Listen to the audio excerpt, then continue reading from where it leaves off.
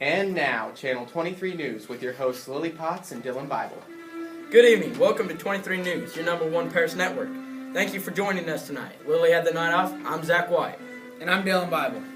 As you know, throughout France, recently there have been bad harvests, inflation, high taxes, and unrest sparked by the Age of Enlightenment. Tonight's top story involves breaking news on the meeting of representatives of all three estates.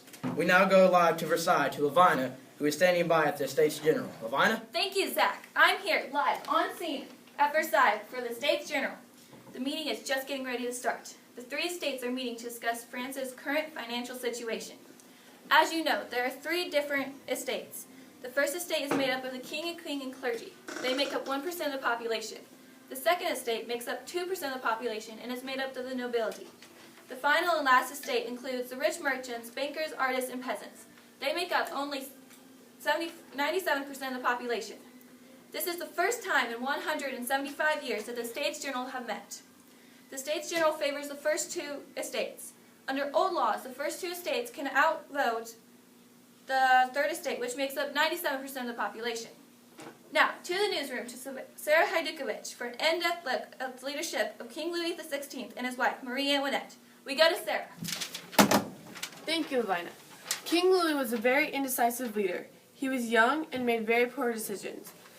Marie Antoinette was from Austria. She spends the money lavishly on gifts, gambling, and shopping.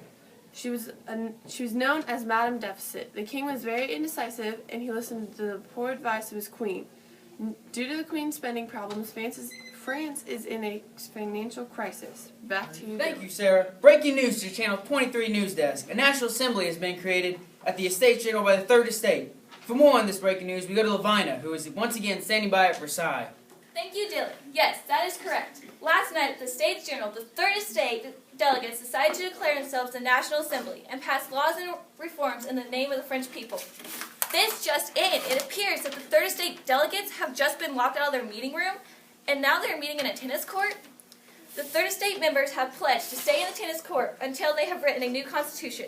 Back to you, Wow, Zach. thank you, Lavina. What an exciting development. Breaking news! An angry mob has gathered outside the newsroom and is heading toward that Bastille. We go to Carly, our special correspondent, who is live on the scene. Carly? Zach, I'm live at the scene of Bastille. Behind me is a torture chamber in Paris. Inside are prisoners kept hostage by hundreds of guards. Oh my gosh, it's chaotic here at the Bastille. As I speak, guards are dropping like flies. The angry crowd of people are being beheaded every guard that gets in their way, in desperate need of gunpowder and weapons. From what I can see, it looks like the mob is putting the guards' heads on pikes. This is insane. The French people are tearing this building brick down, brick by brick. As the Bastille is falling to an end, this day will become a great symbolic act for French people. July 14th will forever be celebrated as Bastille Day. Back to you guys. This just in response to the storming of the Bastille, rumors are circulating that nobles are hiring outlaws to resize the peasants. In response, a wave of panic spread throughout France called the Great Fear. Parisian women riot in response to price of bread, go to Versailles and demand that the king and queen come to Paris. For more on this, we go to our special correspondent who is witnessing this riot, Lavina. Thank you, Dylan. I'm here live in Versailles. The women of France are storming the palace of Versailles, yelling for the king and queen.